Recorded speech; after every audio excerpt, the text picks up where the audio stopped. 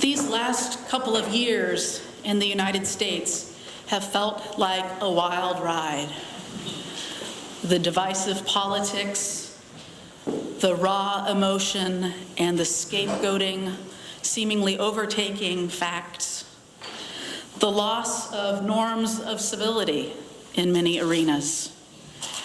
The unleashing of hatred across the land.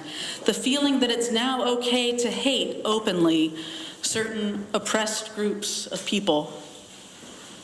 For some of us, this feels like the worst of times. It's hard to believe that things have come to this.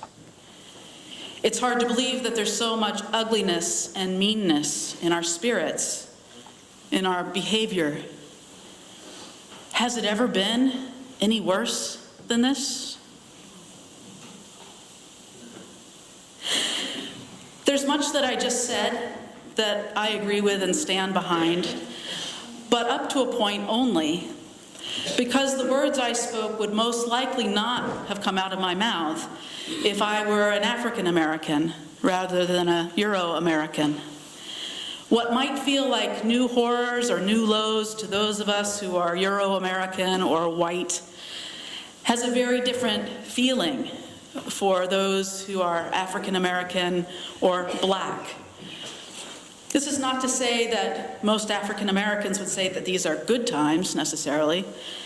It is to say that the horrors and unbelievable lows are not at all new for the African American community.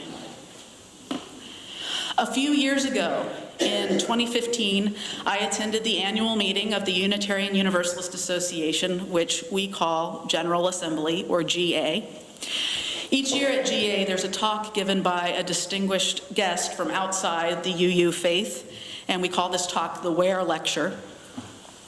The Ware Lecture in 2015 was delivered by Cornel West, who currently holds a joint appointment at Harvard Divinity School and the Department of African and African American Studies. West is an American public intellectual. He writes best-selling books that have an impact and influence far beyond the universities where he has taught over the years. And he himself is engaged beyond the university setting as an activist and as a cultural critic at large. I first encountered Cornel West when I was a student at Harvard Divinity School, more than 20 years ago now, taking a course he offered that was called Religion and Cultural Criticism. And it was one of those courses that had a lasting impact on me. When I had him as a professor, he was fresh off the success of his 1994 best-selling book, Race Matters. And it had a huge influence on the country's racial discourse.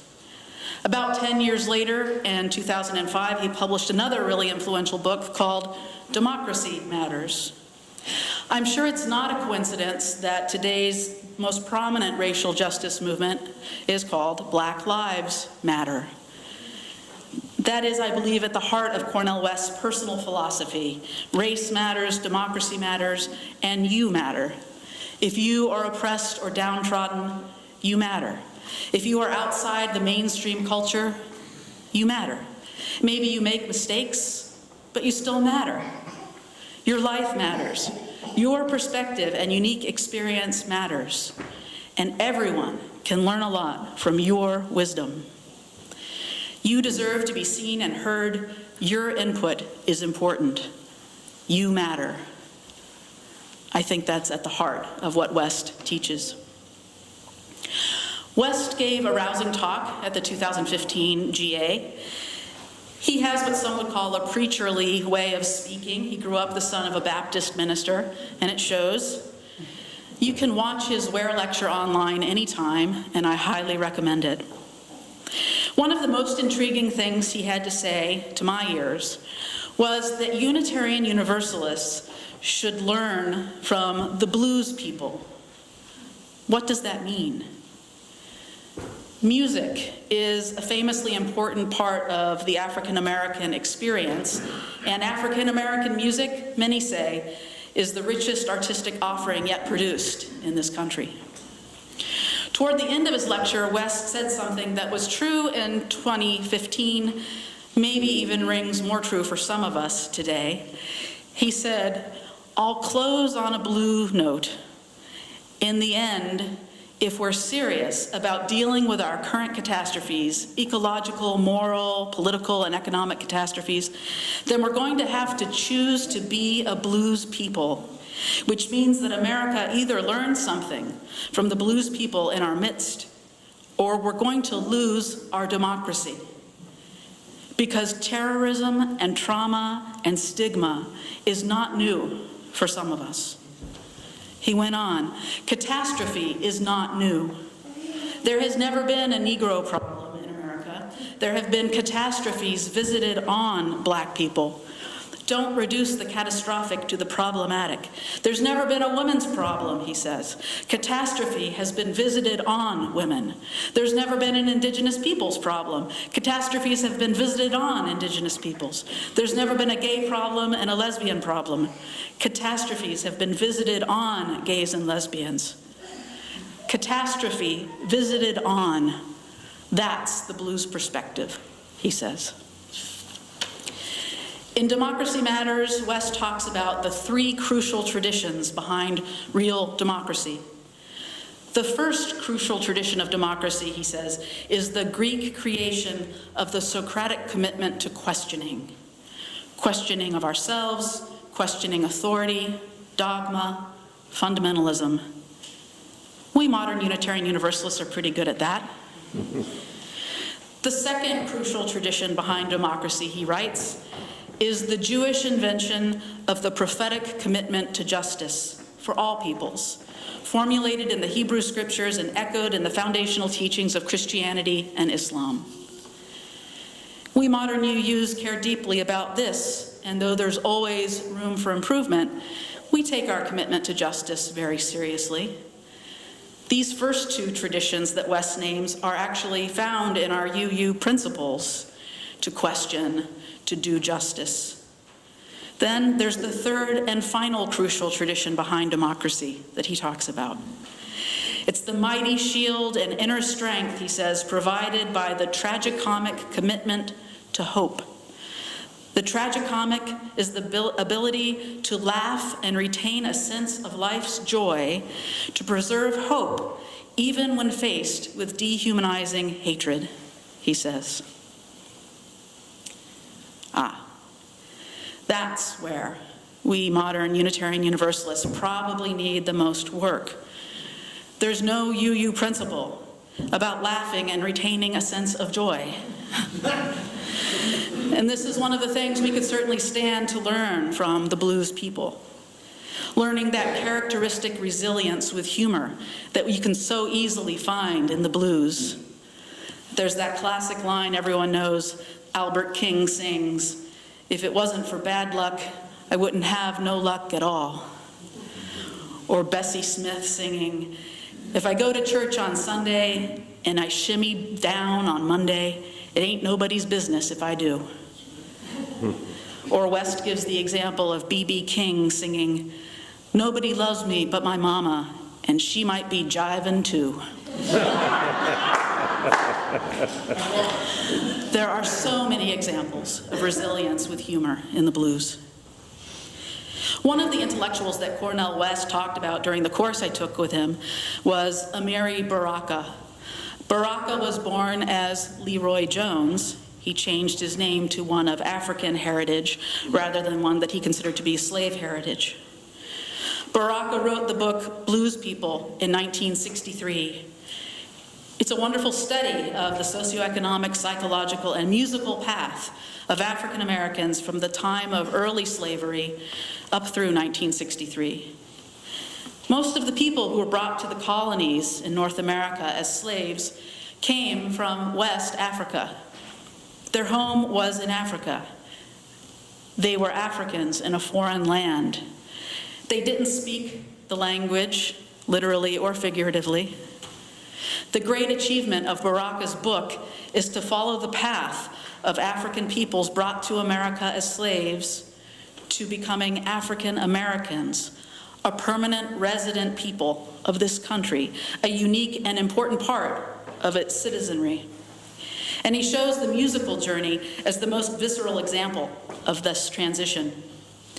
As he puts it succinctly, blues could not exist if the African captives had not become American captives.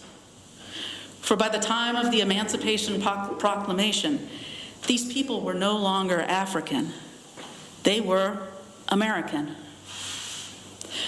Most Americans know that the blues was, as Cornel West puts it, born out of the crucible of slavery.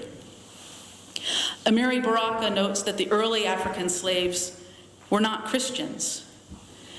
He notes that singing to accompany one's labor was very common in West Africa, but obviously working on one's own land is very different from forced labor in a foreign land.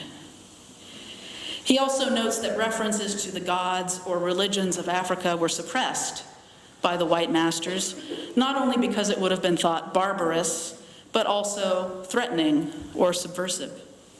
So their African work songs had to be modified to suit white masters' points of reference and levels of comfort. And this meant, among other things, eventually learning to embrace a Black American style of Christianity.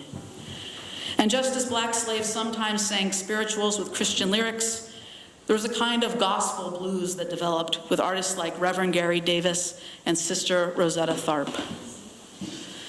Baraka notes that when the legal end of slavery came and Reconstruction came, it was a chaotic time for everyone in America, but it was, he says, especially confusing for the newly freed slaves.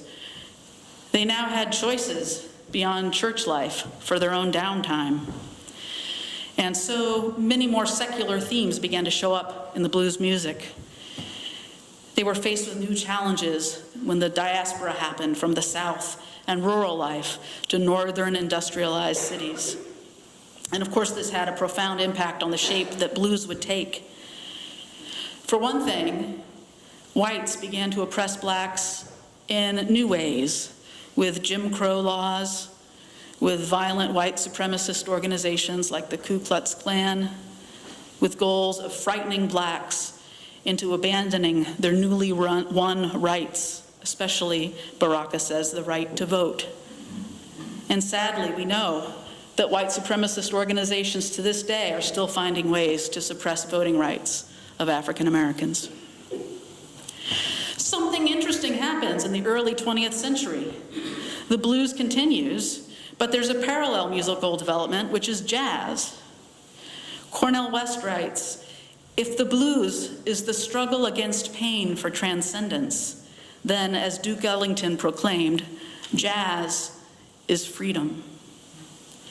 West says, "I have always marveled at how such an unfree people as Blacks in America created the freest forms in America, blues and jazz. And now I will wonder," he says, "whether American democracy can survive without learning from the often untapped democratic energies and lessons of Black Americans. How," he asks, "does one remain open and ready for meaningful solidarity with the very people who hate you?" Jazz eventually became popular in America in a way that blues never did with white Americans. Jazz became popular in the form of swing and later West Coast jazz for white Americans. Baraka believes that jazz, and for that matter rock and roll, can be played successfully by non-Blacks as well as middle-class Blacks, but he believes that the blues, to be authentic, must be played by working-class or poor Blacks. Cornel West, for his part, notes that you can have classical music prodigies, you can have jazz prodigies, even rock and roll prodigies, but he says you can't have a blues prodigy. Blues is grown-up music. You have to have lived, you need to have some wisdom to play and sing the blues. And so, those of us who are Euro-Americans and other Americans who are feeling a new sense of horror and shock and awe at what is happening in the country could stand to learn from the blues people and their grown-up music with its powerful wisdom. As West said, terrorism, trauma, stigma, catastrophe is not new for the blues people. A people as unfree as the Black in America created blues and jazz, the freest forms we have. The caged bird, as Maya Angelou put it in our responsive reading, sings, and the blues people know why. I agree with West that if our democracy is to survive in the long run, and as the American empire fades, we must learn from the blues people how to be, as he said, open and ready for meaningful solidarity with even the people who seem to hate us. Reverend William Barber, leader of the Poor People's Campaign and the Moral Mondays movement in North Carolina, is a beautiful example of meaningful solidarity across various traditions. We need to let that light lead our way and find our own inner strength through, in West's words, the tragicomic commitment to hope. May we find the ability to laugh and retain a sense of life's joy, even in the face of hatred and demoralizing setbacks. Let me close the way Cornel West closed his Ware Lecture. He asked, "America, do we have what it takes? It could be we just experienced the decline of an empire that goes the same way as Rome. Depends on what we do. But one thing that puts a smile on my face is that when I come and see my brothers and sisters and friends from the UUA, I feel the authenticity of your spirit. I know you're not saviors or messiahs," he said, "but I have a feeling deep inside of me, going all the way down to the bowels of my existence, that we've got folk in this room who are willing to go down swinging, like Ella Fitzgerald and Muhammad Ali. May it be so. May we have that kind of courage and courageous humor, that resilience and resistance in the face of societal evils. Blessed be, and amen."